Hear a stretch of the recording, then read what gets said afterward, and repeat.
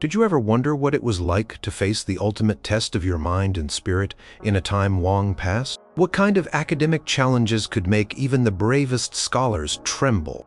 Get ready to explore the 5 most feared examinations in medieval academia from the 12th to the 15th century.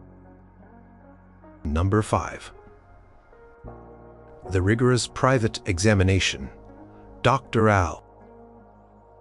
The air in the small chamber hung heavy thick with the scent of old parchment and the unspoken dread of a scholar named Thomas, who stood before a panel of 6 masters. This was it, the final, most brutal hurdle to becoming a Doctor of Theology at the University of Paris. The sun outside a distant memory had long ago begun its slow descent, yet inside, the examination showed no sign of relenting. Thomas had spent years, entire decades, of his life in study, beginning with the trivium and quadrivium, then moving through the Bachelor of Arts, the Master of Arts, and the Bachelor of Theology. Each step had its own trials, but nothing compared to this. The rigorous private examination, often called the Examen Rigorosum Privatum, was a crucible designed to burn away any pretense of ignorance, any shred of doubt about a candidate's absolute mastery of their field. It was not a public spectacle like some other examinations, but its private nature only intensified the pressure. There were no cheering crowds, no friendly faces in the audience. Only the cold, unblinking eyes of the masters, their reputations built on intellectual prowess and an unforgiving adherence to scholarly tradition. Thomas shifted his weight, his robes feeling suddenly heavy, too warm. He had already endured hours of questioning, his mind a vast library from which he was expected to instantly recall every obscure passage, every subtle interpretation, every theological debate that had ever graced the halls of learning. One master, known for his sharp tongue and even sharper intellect, leaned forward, his gaze fixed on Thomas. "Dr. Candidate," he began, his voice low, "explain the precise nuances of transubstantiation as delineated by the Fourth Lateran Council and reconcile it with the earlier patristic interpretation. Be precise, Thomas, for the soul of the faithful depends upon clarity." Thomas's heart hammered against his ribs.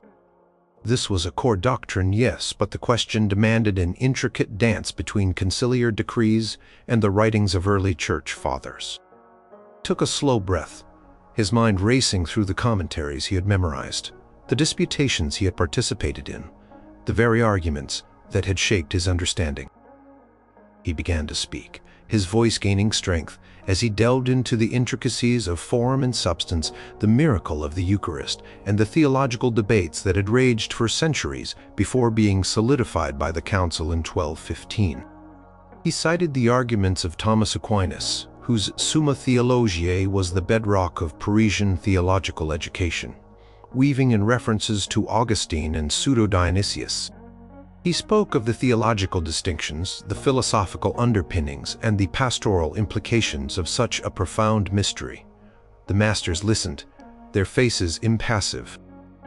One of them occasionally jotted down a note on a small wax tablet. There was no encouragement, no hint of approval or disapproval. It was a test of endurance as much as knowledge. Thomas continued, his thoughts flowing, connecting, building an edifice of theological reasoning. He knew that any hesitation, any misstep, could invite a barrage of follow-up questions designed to expose a weakness, a gap in his knowledge. A younger master, known for his relentless pursuit of logical inconsistencies, interrupted him. But if the accidents remain, as they appear to the senses, how can we be certain of the substantial change without recourse to a philosophical system that presupposes such a distinction? Are we not then relying on speculative metaphysics rather than divine revelation? This was a classic trap, a way to pull the candidate into philosophical quicksand. Thomas paused, remembering the countless disputations he had engaged in with fellow students, the late-night debates in dimly lit scriptoriums.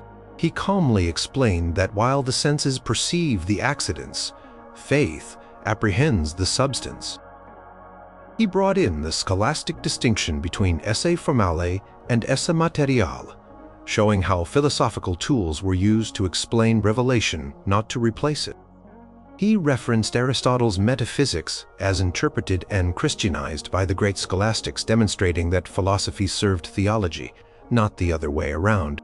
He articulated the concept of analogy, carefully distinguishing between human understanding and divine mystery.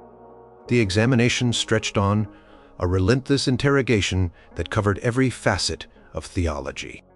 From the nature of God to the intricacies of canon law, from the history of heresies to the precise interpretation of a single verse in Scripture, no stone was left unturned. Thomas was asked about the different types of grace, the 7 sacraments, the criteria for a just war, the role of angels, the properties of the human soul, the implications of original sin, and the precise moment of conception. He was questioned about the philosophical implications of free will versus predestination, the arguments for the existence of God, and the various theories of atonement. Each question was a potential minefield, demanding not just factual recall, but also the ability to reason, to synthesize, and to defend a position against highly skilled dialecticians. The masters were not just testing his knowledge, they were testing his capacity for independent thought, his ability to defend the doctrines of the Church, and his intellectual fortitude under extreme pressure. Accounts from the University of Bologna, another renowned center of learning, similarly described doctoral examinations in law that could last for days, where candidates were grilled on thousands of legal cases and commentaries. One of the more senior masters, with a reputation for demanding practical application of knowledge, suddenly shifted topics. "Tell us, Dr. Candidate, how would you counsel a confessor facing a difficult case of conscience regarding usury? Outline the principles he must apply and the distinctions he must draw, taking into account the various papal decrees and scholastic opinions." This was a curveball, moving from abstract theology to concrete moral theology and canon law. Thomas had to quickly transition his thinking, recalling the Church's condemnation of usury, the subtle distinctions between permissible loans and exploitative ones, and the various exceptions and interpretations that had developed over centuries. He spoke of the concept of lucrum cessans, loss of profit, and damnum emergens, emergent damage, which allowed for some compensation in certain circumstances, but always within the strictures of Christian charity and justice. He detailed the various types of contracts, the role of intent, and the importance of ensuring the borrower was not unduly exploited. He brought in the teachings of Albertus Magnus and others who had extensively written on economic ethics within a theological framework. Hours passed like moments and like eternities. The light outside the window faded completely, and candles were brought into the room, casting dancing shadows on the walls. Thomas felt a deep weariness settle into his bones, but his mind, remarkably, remained sharp. He knew this was the final stretch, the ultimate test of his mental stamina. He thought of all the sacrifices, the years spent away from family, the meager diet, the long hours in unheated libraries, the endless Latin texts. All of it led to this moment. The masters occasionally exchanged glances, but their expressions remained unreadable. Finally, after what felt like an age, the senior master cleared his throat. "Dr. Candidate," he said, "we believe we have a sufficient understanding of your capabilities." A profound silence filled the room. Thomas's breath caught in his throat. He waited. Every fiber of his being stretched taut. The senior master rose, and the other masters followed suit. "We will retire to consider our decision." They filed out, leaving Thomas alone in the candlelit room, the silence now deafening, the pressure even more intense in their absence. He stood there unmoving, the weight of his future hanging in the balance, praying, hoping that his decades of arduous study had been enough. The waiting was for many the worst part, a solitary agony after the intellectual combat. Records from the University of Oxford speak of similar secret examinations where candidates faced their fate in isolation before the masters returned with their verdict, often after an hour or more of deliberation. Number 4. The Lectio Coram. Theology. The great hall at the Sorbonne in Paris was silent, save for the rustle of robes as Master Etienne adjusted his position on the high rostrum.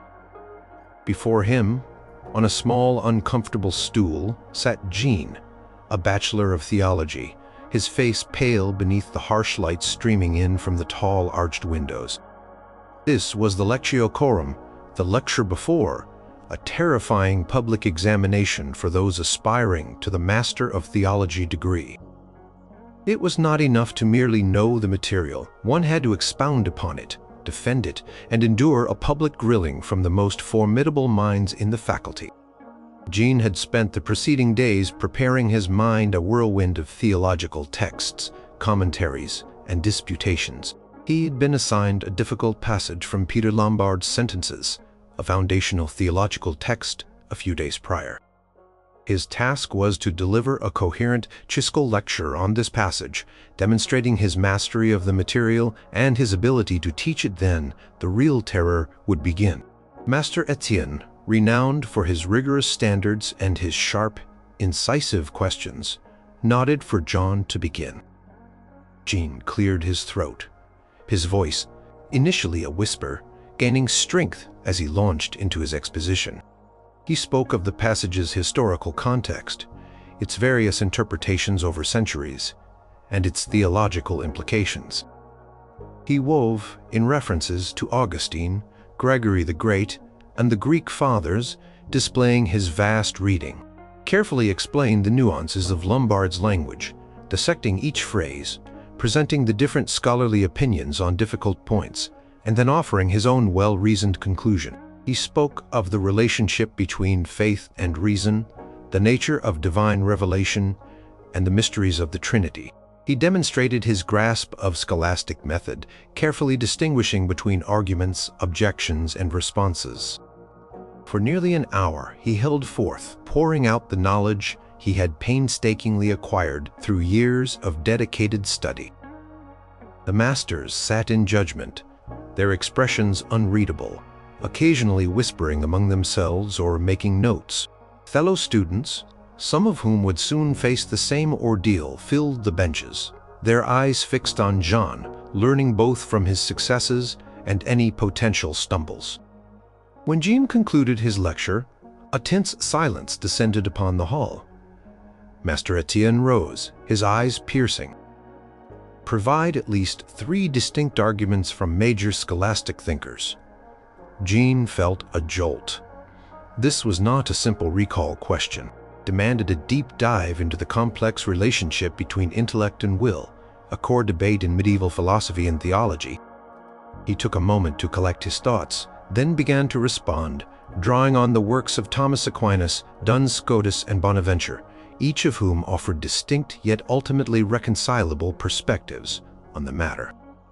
He articulated the concept of intellectual appetite, the role of reason in presenting objects to the will, and the will's ultimate freedom to choose or reject. He meticulously outlined their arguments, comparing and contrasting their views, demonstrating that he understood the subtleties of their positions rather than just memorizing them.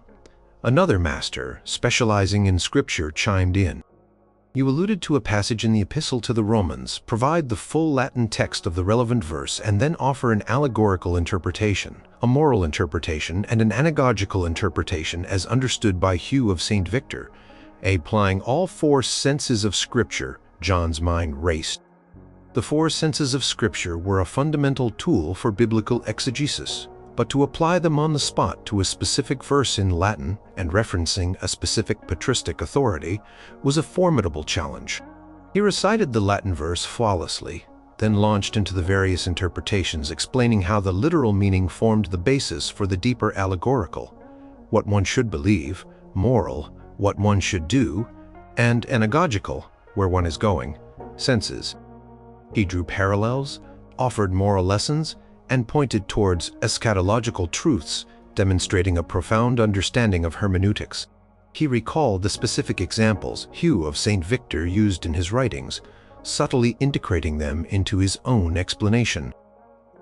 This was a test of not only memory but also of the ability to creatively interpret and apply complex hermeneutical principles. The questioning continued, relentless and probing. Jean was asked about the precise nature of angelic intelligence, the different orders of angels, and their role in the celestial hierarchy. He was pressed on the meaning of divine omnipotence and its relationship to the existence of evil, a classic philosophical problem that required careful theological distinctions. He was interrogated about the history of the early church councils, their decrees and the controversies they resolved. He was challenged on specific points of canon law, particularly regarding marriage and ecclesiastical jurisdiction. Each question was designed to push him to the limits of his knowledge, to expose any gaps, any superficial understanding. The masters themselves, seasoned scholars, knew every trick, every subtle nuance, every obscure reference. They could smell weakness from a mile away. Jean felt the fatigue beginning to set in, his throat growing dry, his mind buzzing with information. Yet he pushed through, driven by the desire for the coveted master's degree, the gateway to teaching and full participation in the university community. He knew that the stakes were incredibly high. Failing the Lectio Coram meant not only public humiliation, but also a significant setback in his career, possibly years of additional study and expense before he could attempt it again. One of the masters, a kindly but shrewd old man who had trained generations of theologians, softened his tone slightly. "Bachelor Jean, you have spoken at length on many profound matters. Tell us, what is the greatest challenge facing a theologian in our current age, and how might the pursuit of truth be best served in the face of intellectual error and societal temptation?" This was a broader, more reflective question designed to assess his wisdom and his understanding of the theological vocation.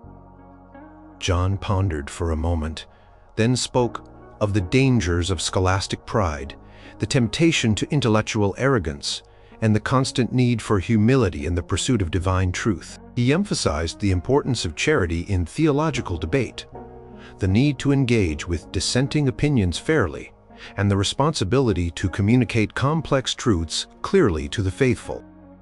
He articulated the theologian's role as a servant of truth, committed to the church and to the salvation of souls.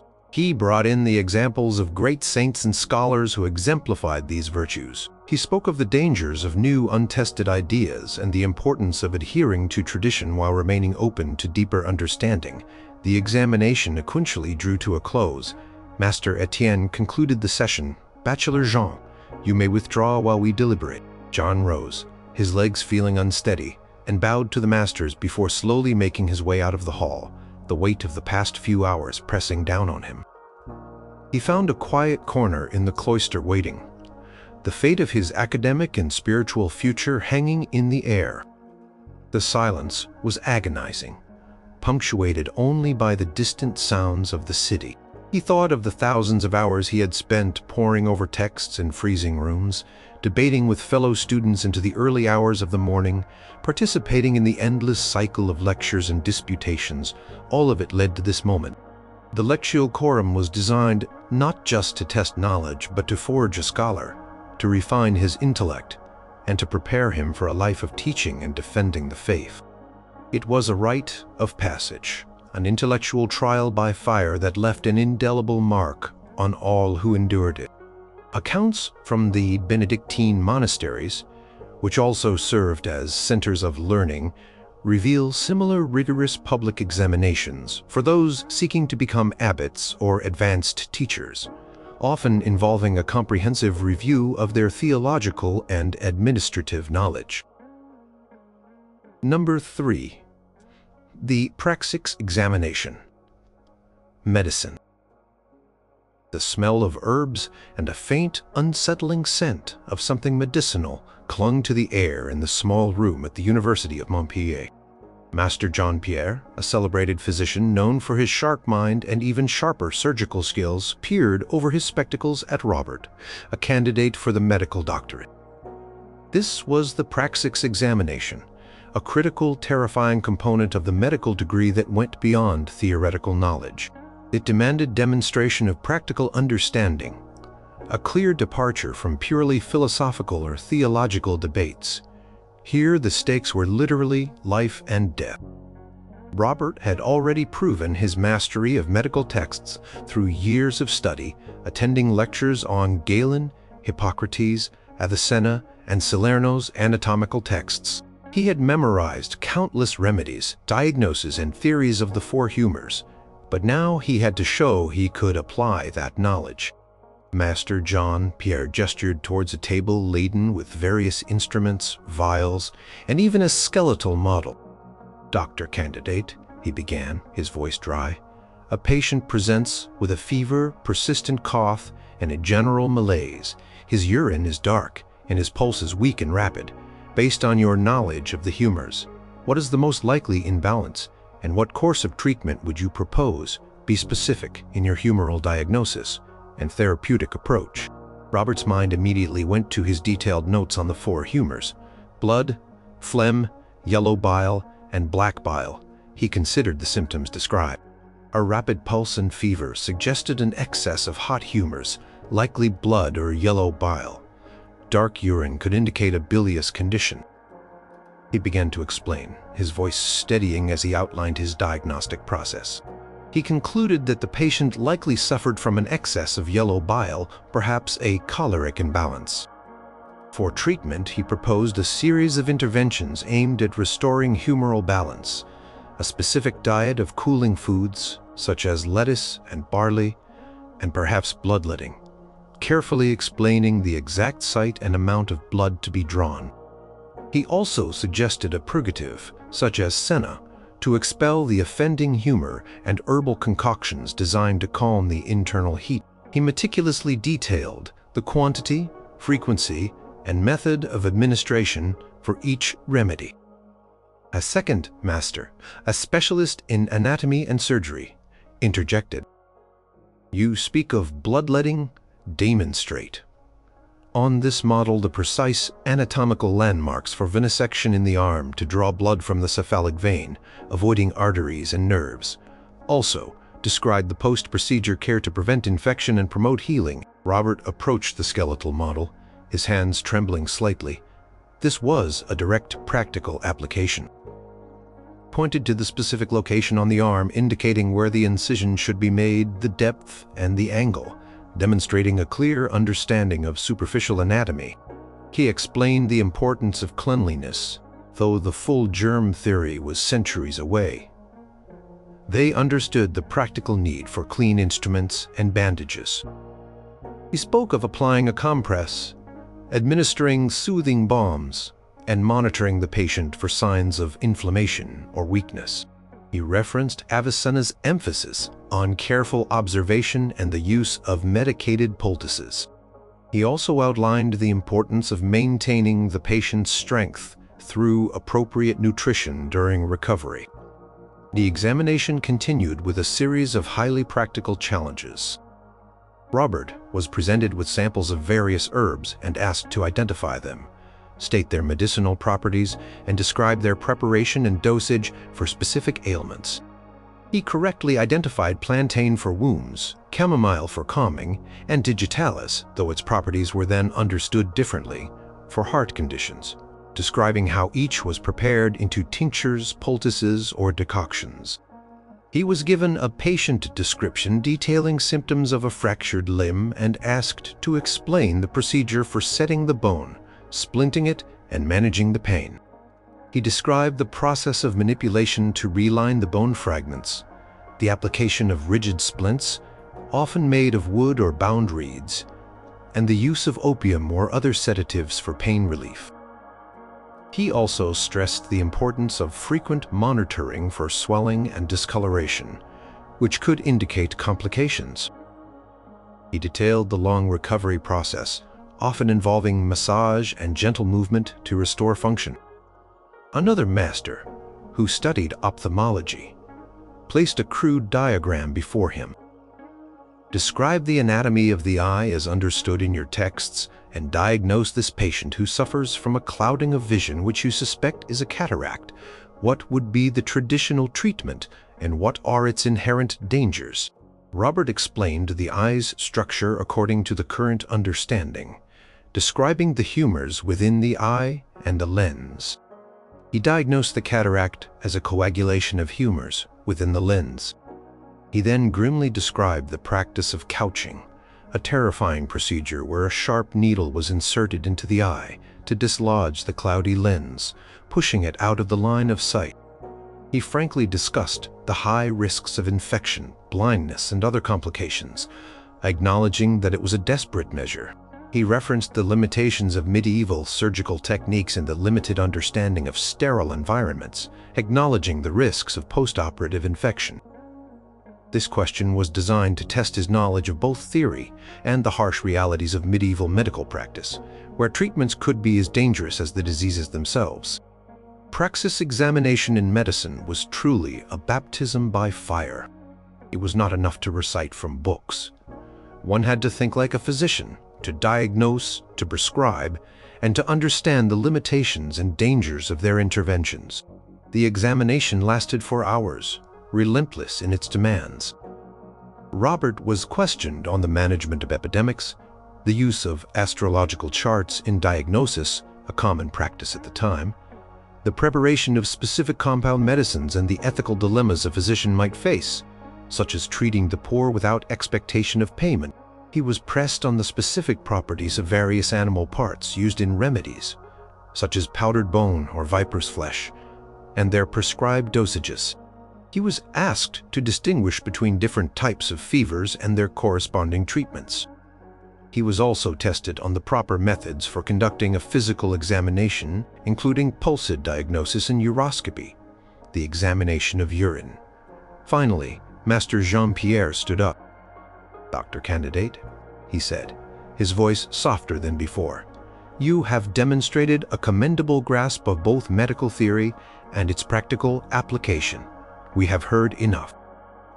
Robert felt a wave of relief wash over him, so potent it nearly buckled his knees. He bowed deeply, his mind still reeling from the intense scrutiny. This examination was the gateway to treating real patients, to holding human lives in his hands. It was the moment when abstract knowledge transformed into concrete responsibility. Passing meant he could finally practice his calling, offering healing and comfort in a world full of pain and suffering. Failure meant more years of study, more expense, and the crushing realization that he was not yet ready to shoulder the heavy burden of medical practice. Records from the Schola Medica Salernitana, one of the earliest and most renowned medical schools, indicate that candidates underwent similar rigorous practical assessments, including the identification of herbs and the demonstration of minor surgical procedures, highlighting the importance of hands-on skills. Number 2. The collatio or repetitio law. The grand lecture hall at the University of Bologna was abuzz with anticipation. Students, not just fellow law candidates, but also curious scholars from other faculties, filled the tiered benches, eager to witness the collatio or repetitio. This was a pivotal examination for students seeking the doctorate in civil or canon law, a display of intellectual prowess unique to the legal faculties. Unlike the private interrogations, this was a public performance, a trial by public discourse. Before the assembled masters sat Giovanni, a bachelor of civil law, his face a mask of concentrated calm, though his hands, hidden beneath his robes, clenched and unclenched. He had been assigned a complex legal text, a portion of Justinian's Digest, several days prior. His task, to deliver a comprehensive exposition of the text, analyze its various interpretations, and resolve any contradictions within the body of Roman law. Presiding over the examination was Dr. Pietro, a Dr. Legum of legendary stature, known for his encyclopedic knowledge of Roman law and his uncompromising demands for precision. He nodded to Giovanni, who cleared his throat and began. His voice, strong and clear, resonated through the hall as he launched into his lecture. He started by providing the historical context of the selected passage, explaining its origins in classical Roman jurisprudence. He then meticulously dissected each sentence, each phrase, exploring the different glosses, commentaries that had been written on it by generations of legal scholars, from Irnerius to Accursius. He detailed the various legal principles embedded in the text, such as the concept of dominium, ownership, possessio, possession, or obligatio, obligation. He navigated the complex web of legal precedents, showing how the passage related to other sections of the corpus juris civilis, and how it had been applied in various legal disputes over centuries. He also touched upon the practical implications for contemporary legal practice, as Roman law formed the bedrock of legal systems across much of Europe. He carefully reconciled apparent contradictions within the text, demonstrating how different provisions could be understood in harmony through careful interpretation and distinguishing between specific circumstances. When Giovanni concluded his initial exposition, which had lasted for more than an hour, Dr. Pietro fixed him with an intense stare. "Bachelor Giovanni," he began, his voice authoritative, "you have presented a generally competent reading of the text. However, you stated that the principle of pacta sunt servanda, agreements must be kept, is absolute. Reconcile this with the concept of clausula, rebus sextantibus, things standing thus, and explandibus, regos." This was a formidable challenge, delving into the nuances of contract law and the tension between strict adherence to agreements and the need for flexibility in the face of changed conditions. Giovanni paused, recalling the intricate debates surrounding these principles. He explained that while the sanctity of contracts was paramount, the clausula allowed for exceptional circumstances where the fundamental conditions underlying an agreement had so drastically changed as to render its enforcement unjust. He cited examples from Roman legal history and from medieval court cases, demonstrating how legal scholars and judges had grappled with this complex issue.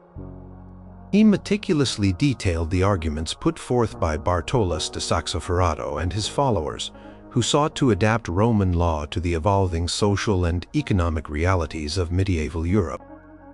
Another master, specializing in canon law, then posed a question. "Your assigned text deals with property rights. Explain how the Roman law concept of dominium interfaces with the Church's teaching on charity and the rights of the poor, particularly as articulated by Gratian's Decretum and subsequent papal bulls regarding ecclesiastical property. Are there limits to individual ownership when confronted with the common good?" This required Giovanni to bridge the gap between secular Roman law and ecclesiastical law, a common demand in legal faculties. He skillfully argued that while Roman law granted robust individual property rights, canon law informed by Christian ethics often imposed moral obligations on property holders. He cited passages from Gratian that emphasized the Christian duty to care for the poor and the Church's stewardship of its own vast properties for the common good. He spoke of the concept of use versus ownership in certain ecclesiastical contexts, and complex legal and theological debates surrounding the poverty of Christ and the apostles. He brought in the differing views of the Franciscans and Dominicans on the issue of poverty and ownership, demonstrating a comprehensive understanding of the ongoing intellectual debates. The collatio was designed to be an intellectual duel, not just a test of memory. Masters would constantly challenge Giovanni, posing hypothetical legal scenarios, demanding instant application of principles, and forcing him to defend his interpretations against alternative readings. He was asked to interpret obscure legal Latin phrases to explain the historical development of specific legal institutions like marriage or inheritance, and to compare Roman legal concepts with emerging feudal customs. He was questioned on the precise legal definition of person or thing, and how these definitions impacted legal rights and obligations. He was pressed on the concept of natural law versus positive law and their relationship to each other. The pressure was immense. Every word, every argument Every nuance of his presentation was subject to immediate scrutiny and challenge. He had to be quick-witted, articulate, and absolutely precise in his use of legal terminology. Hours passed. The sun shifted, and the light in the hall softened, then began to fade. Giovanni's voice, though still strong, showed signs of fatigue. He had been standing before the masters for what felt like an eternity, his mind a finely tuned instrument, constantly recalling, analyzing, and synthesizing vast amounts of legal information. He knew that the collatio was more than just an exam. It was a demonstration of his fitness to join the elite ranks of legal scholars and practitioners, those who would shape the laws and resolve the disputes of their age. A failure here meant not only professional disgrace, but also a significant financial burden, as he would have to continue his studies and potentially face more years of deferment before he could earn his degree. The stakes were incredibly high for his future livelihood and reputation. Finally, Dr. Pietro looked at his fellow masters, then back at Giovanni. "Bachelor Giovanni," he said, his voice carrying through the quiet hall, "you have conducted yourself with distinction. We are satisfied." A collective sigh of relief seemed to ripple through the audience, and Giovanni, though exhausted, felt a surge of elation. He had survived the collatio. He had proven his worth in the demanding world of medieval law. This public examination, often the final hurdle before the formal doctoral graduation, was not just a test of knowledge but also a crucial demonstration of a scholar's ability to articulate, defend, and apply legal principles in a public forum, a skill essential for any future legal career. University statutes from the period frequently mention the requirement of such repetitions, where candidates had to demonstrate their ability to lecture and dispute on legal texts, a practice central to legal education in Bologna and Padua. Number 1. The Determinatio, Master of Arts. Clatter of wooden shoes on the stone floor, the murmuring of students, and the faint, unsettling scent of stale beer and fear hung in the air of the disputation hall at the University of Paris. Young Thomas, a Bachelor of Arts, stood nervously before Master Simon, a formidable logician renowned for his sharp wit and even sharper tongue. This was the Determinatio, perhaps the most iconic and terrifying examination for those aspiring to the Master of Arts degree. It was a public disputation, a battle of wits and logic where a student had to defend a thesis against the objections of a master and often fellow students. This wasn't just about reciting facts, it was about thinking on your feet, defending your arguments, and demonstrating mastery of dialectic. For many, it was the first real taste of public intellectual combat, and the stakes were immense. Passing meant moving on to higher faculties like theology, law, or medicine. Failing meant intellectual humiliation and a potential dead end to academic ambitions. Thomas had prepared meticulously for weeks, rehearsing his arguments, anticipating every possible objection. His thesis, chosen by the faculty, was a classic, yet deceptively simple one. Whether universals exist independently of the mind. This question, at the heart of medieval philosophy, had sparked centuries of debate between realists and nominalists. He began to speak, his voice wavering slightly at first, but gaining confidence as he articulated his position, arguing for a moderate realist stance inspired by Aristotle's philosophy as interpreted by scholastic thinkers. He explained that universals, like humanity or hoarseness, exist not as separate entities in a Platonic realm, but as forms within individual things, apprehended by the intellect through abstraction. He carefully defined his terms, setting out his premises with precision. He referenced Boethius and Porphyry, whose writings on logic were foundational to the arts curriculum. Master Simon, seated high on the cathedra, listened intently, his gaze unblinking. When Thomas finished his initial exposition, a profound silence fell. Then Master Simon leaned forward. "Bachelor Thomas," he began, his voice calm but with an underlying steel, You assert that universals exist in things. If this is so, how do we account for universals such as nothingness or blindness? Do these also exist in things? And if they do not, does your theory then collapse? This was a classic trap, designed to expose inconsistencies or limitations in the candidate's argument. Thomas felt a knot tighten in his stomach. He had anticipated objections, but this one targeted a subtle logical flaw. He quickly recalled the distinctions between positive and negative universals and the concept of privation. He argued that nothingness or blindness were not universals in the same positive sense as humanity, but were rather privations of being or sight, and thus did not undermine his argument for the existence of positive universals within things. He explained that while they are intelligible concepts, they do not denote a positive existence in the same way.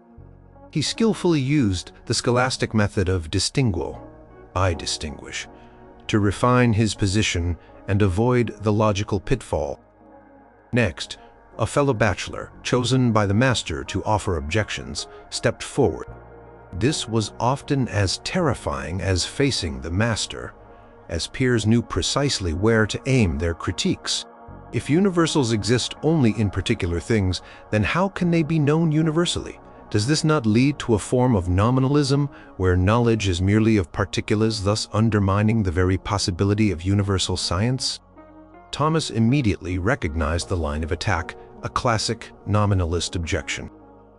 He countered by explaining the process of abstraction, where the human intellect, through its rational faculty, is able to abstract the universal form from individual instances, creating a universal concept in the mind. He argued that while the universal exists in the particular, it is known universally through the power of the intellect. He referenced the concept of species, intelligibilis, intelligible species, which represented the universal form in the mind. He drew upon the teachings of Aristotle on the nature of human knowledge and the way the mind grasps essences. The disputation continued for what felt like an eternity.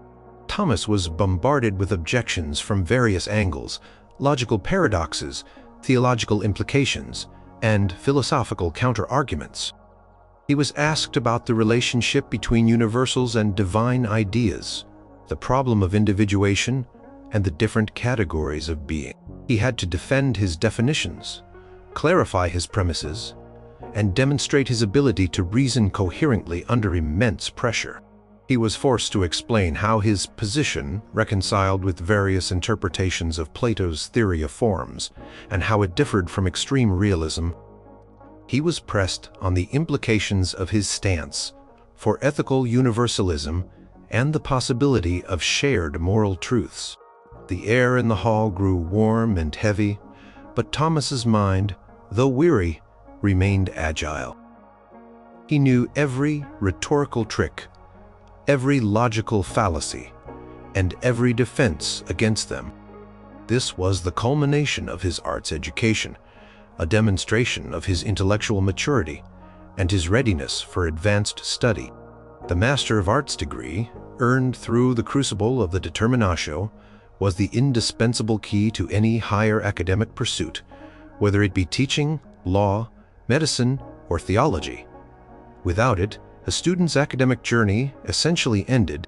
Finally, after hours of relentless questioning and spirited defense, Master Simon raised a hand. "Bachelor Thomas," he announced, "you have adequately defended your thesis and responded to the objections with commendable skill and logical precision. You have determined the question." The words hung in the air, sweet and clear. Thomas felt a profound sense of relief, a wave of exhaustion, and a surge of exhilaration. He had done it. He had faced the intellectual gauntlet and emerged victorious. The Master of Arts degree and the terrifying determinatio that secured it was a testament to his intellectual fortitude, his years of study in logic, grammar, and rhetoric, and his ability to stand his ground in the face of daunting intellectual challenges. It was the first true academic hurdle, and for many, the most daunting step towards a life of scholarship and intellectual pursuit. Accounts from the University of Bologna, a powerhouse for law, also describe similar public disputations in logic and philosophy for art students, where candidates had to determine specific questions, demonstrating their dialectical skill and intellectual preparedness.